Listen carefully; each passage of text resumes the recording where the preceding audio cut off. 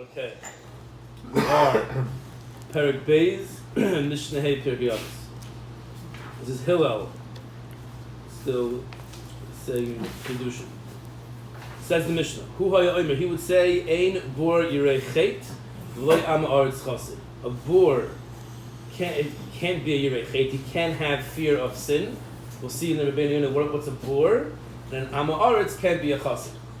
Now we know that being a chassid is a higher darga than being a yirei chet. Yirei chet is like a tzaddik. Yirei chet is entry level. And a chassid is already a mila, the lefnim meshura sadid. So a bor can't be a yirei chet, and an am aretz can't be a chassid, but it sounds like an am aretz could be a yirei chet. It can yes be a yirei chet. Okay. Section 2 of the Mishnah, lo habai shen lamed, a person who has bushu, who has gets embarrassed easily. Humility, gets embarrassed. He can't learn. He's afraid to ask questions. And a person who's makbid, a person who's a short fuse, can't be a teacher. Third part of the Mishnah, not everyone who involves himself in business a lot. He's marbe b'schoira. He gets very much involved in buying and selling. Is he machkin? Will he be learning Torah? Fourth part of the Mishnah,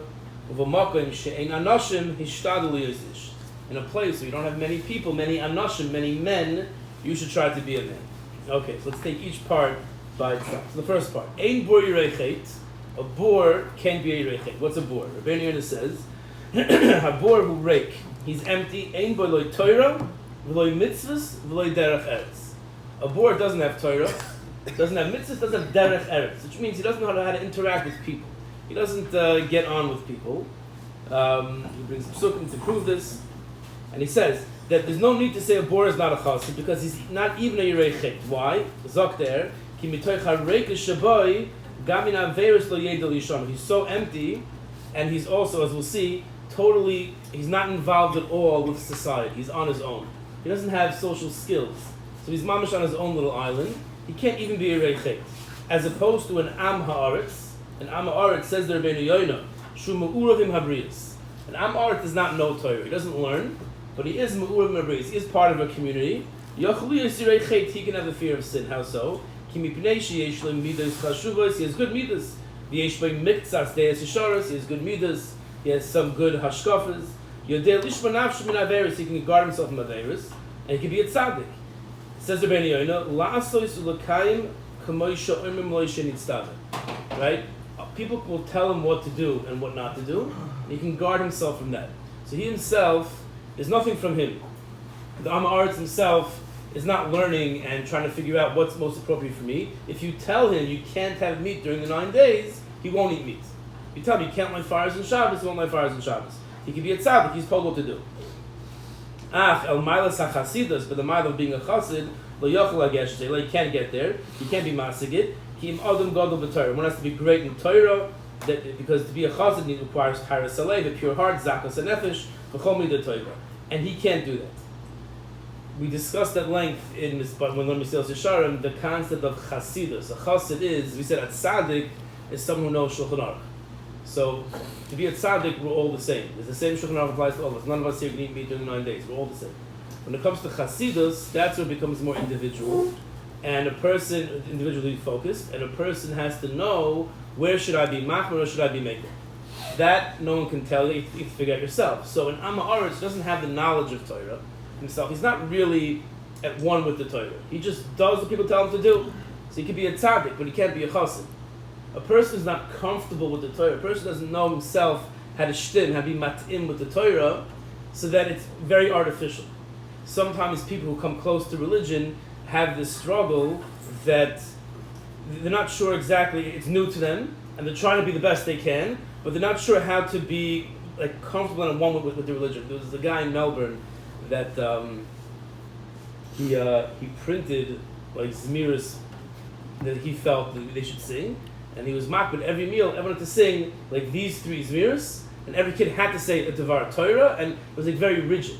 So that's an Am Haaretz trying to be a chassid.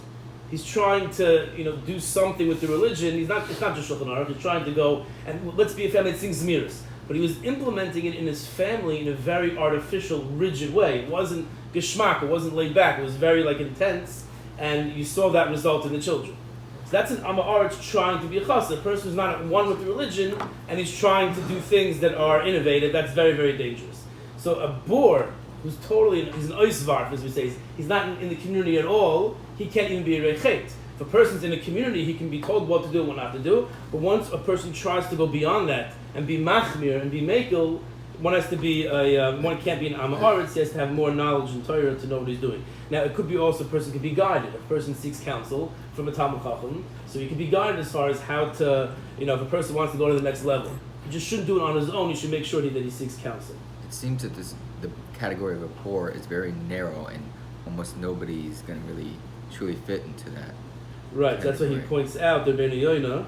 Let's see where he says it. He says, Al zeh nikra am ha'aretz. That's why a person is called an am ha'aretz. Mipnei shum iman b'derech eretz. Mishu roi b'nei adam hem kamoisai. Most people are amaratzim. We use that in a very pejorative way, but it's not. A bor is a person who mamish just came to, he knows nothing. And he has no shaykhs to anyone really, and he just moved to Hollywood and he's trying to figure out where he's going to fit in and that's a bor. And am ha'aretz are most people who aren't proficient in Torah. In this context, it's not negative. That's just called an am ha'aretz. And then you have the Talmidei Chacham. That's the first part. Then he gets into learning. A Baishin can't learn, as the Rabbeinu points out. Midas HaBaishes is a very good midah to be embarrassed, to be not a Bal Gaiva, not so outgoing, is a Maila, but not when it comes to learning Torah. He quotes the Pasuk in Tehillim. David HaMelech says, David HaMelech was sitting with all the kings, and they were talking about all their tithas and all their conquest, all their palaces and everything, and he's talking about if someone drops an apple and you don't know who it belongs to, so what do you do? That's what Mel was talking about. And it's a bizarre, that's what the king of the Jews is talking about. He wasn't embarrassed. I'm not embarrassed. A person who wants to grow in Torah can't be embarrassed to ask questions. That is a prerequisite for growth. The Talmud shouldn't say, Tipesh kavoni, a foolish person like me. How can I ask? Chaim can ask you a question. I don't know anything. If he says that, he's going to be, where's the Chacham going to come from? Then the Rabbeinu quotes the Chachmei HaMusa. Quotes the Chachmei HaMusa. So who's that? They're bringing it in the parentheses here. Mivchar HaPninim Shar HaChacham. The Mivchar HaPninim. So even in the times of the Rishonim, I guess they had Sifrei Musa. You don't normally see Rishonim quoting Sifrei Musa. He's quoting the Mivchar HaPninim. Listen to what it says. Sha'al b'chachma she'elas ha'shoitim. A person should ask with chachma, with intellect, with knowledge, a fool's question. Ask a fool's question, but with b'chachma, with chachma. U'shemor shmira sanadiv. And a person should guard the way wealthy people guard their money. What does that mean? To ask a foolish question with chachma, which seems to be a paradox, a contradiction, and guard the guarding of the Nedivim. Ratzallah explains the Rabbeinu Yonah. Kasher hanedivim lo yifazu ma'maydim v'lo ya'atzu oisoi. A wealthy person who gives a lot of stuff, right? He doesn't just throw his money around. He doesn't hold it to himself. Ach noisnim l'makoymes haru'uyim b'chayvet tziburatzim. Right? What does a real gevir do who takes his stuff seriously? He investigates various charitable organizations, and he decides where his money should go, based on the Shulchan Aruch and based on the need of the organization. Keina chachma yedaber boy menashim mevinim be'eis haraya. A person, even if you say lo yabai shem lamed, it doesn't mean that if you're sitting in the middle of a shiur, you start asking a bunch of questions. Lo yabai shem lamed. This guy learned the Mishnah Perkei. Lo yabai shem lamed. So I'm going to ask all my questions. You're sitting in a shiur about the 9 days, and you ask, what's the Beis HaMikdash? Right? So that person knows what the Beis HaMikdash is. He should ask the question. The middle of a shiur is not the time to ask the question. He's sitting with 20 other people, you don't ask that question then. So Rabbeinu Yonah is saying, even though we're encouraging people to ask questions, even if you feel it's a foolish question, but there's a time and a place. Sha'al b'chachma she'elas ha'shoitim. A person has to ask with chachma a foolish question at the proper time. Achloi im kol adam. You shouldn't ask when you're with every person. Not at a time that you know the question is not going to be heard. So a person shouldn't be embarrassed, but he should also know when to ask the question. A person who's makbid is a short fuse, he's not going to be a good teacher because he's not going to be able to explain to his talmidim the proper way. The Rabbi Chaim Volozhiner says that the talmid is not going to ask the next time if his Rebbe yells at him, And also, when you're being yelled at, you often don't pay attention to what's being said. So even though the Rebbe is answering his Talmud, if he's doing it by yelling at him, so then the Talmud is not going to understand what he's saying.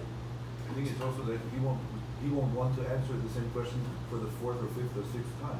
Because he answers once, he said, I'm done, I already explained to you, let's move on. Right. And maybe another kid Didn't understand it, right. So he's not going to explain more than once, and then the Talmidim are not going to learn.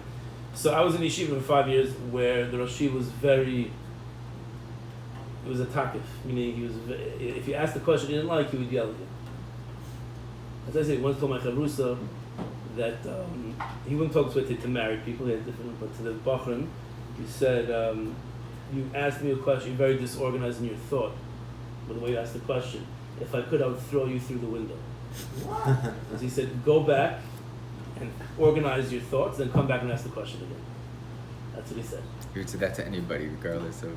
So this, my chavrusa happened to be a real piece. Like he was quite, maybe overly confident in himself, and the Rosh even knew that he could handle it. He didn't say that to this timid Bachar who was coming. You know your audience. But see, the chinuch there was you have to earn your kasha. It depends on the context. It depends on the person. If it's a Rebbe with Talmidim, and he's trying to sharpen their minds, and he knows the Talmidim, and he's trying to push them.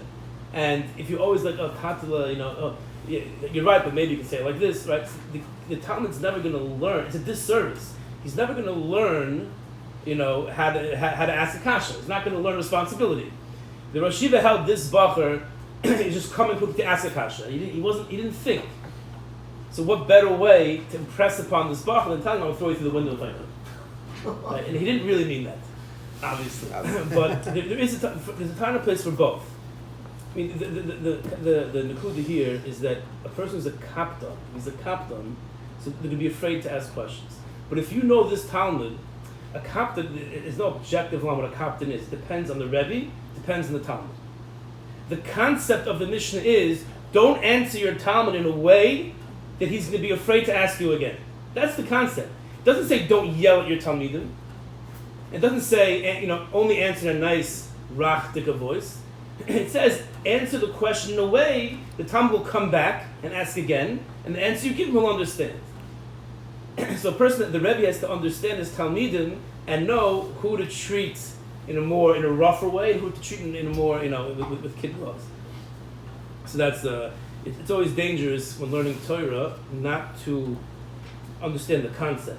You just see what the word says. It was to the Maisa that there was a Rosh Yeshiva, there was a Maggid Shiur, who comes to Shlomo Zalman Auerbach, Erev Pesach, and what happened was that in Eretz Yisrael the walls are a bit hollow, so if the kid gets a little rambunctious, he hits the wall, there's a hole in the wall. Right? This person had a hole in the wall, ran this high off the ground, and his other kid threw a piece of chametz in the wall. Erev Pesach. So it wasn't my house. Could have been, but it wasn't. So he runs to Shlomo Zalman Auerbach and I have chametz. What do I do now? It's Erev Pesach to knock down the wall, and so this guy's a Maggid Shiur, and he just gave a shiur in Sex and Shlomo Zalman looks at him and says, incredulously, he says, "My polis, it's my polis." The Gemara talks about chametz, that a whole bunch of rubble falls on it. You can't access it. In certain situations, mavata believe by v'daya. Just be mavata, and it's fine. Shlomo Zalman looked at this Maggid Shiur and said, "It's a mapolis." The problem was the Maggid Shiur in his mind, mapolis was chametz under a bunch of bricks and stones. It wasn't chametz in a wall. Shlomo Zalman, in his mind, didn't see mapolis as rubble. He saw the concept of mapolis. When learning Torah, you have to see the concept. So like a kaptan melamed, you see a Rebbe yelling at his Talmud. It's not a kaptan. A kaptan is speaking or addressing your Talmud in a way that's going to turn him off. That's a kaptan. But you have to know your Talmidim.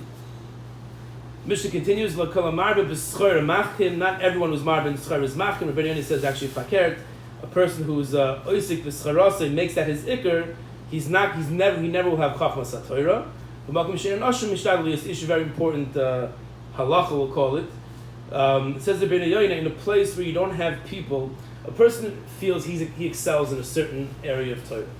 Feels he excels. So fine, I'm okay, I'm doing well, I can take it easy. You have to imagine yourself with Rav Moshe Feinstein.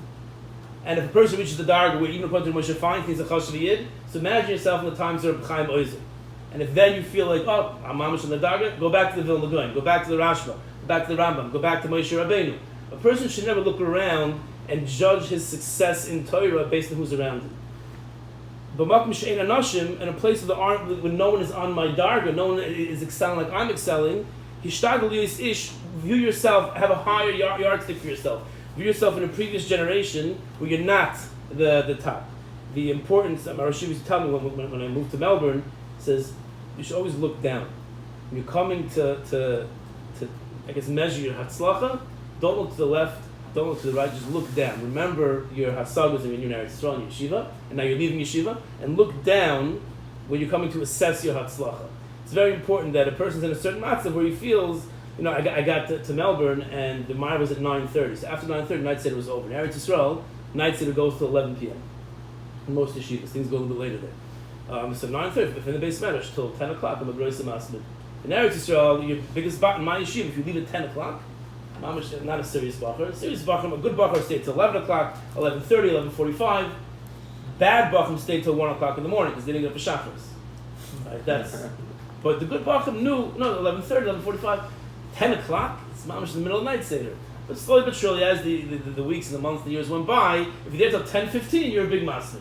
That's makom she'ein anashim hishtadel liyis ish. The person can't grade himself based on who's around him. He has to decide on his own, based on my koichus, how far can I go, and then make sure he's always measuring himself according to that, not according to other people around. We'll hold here.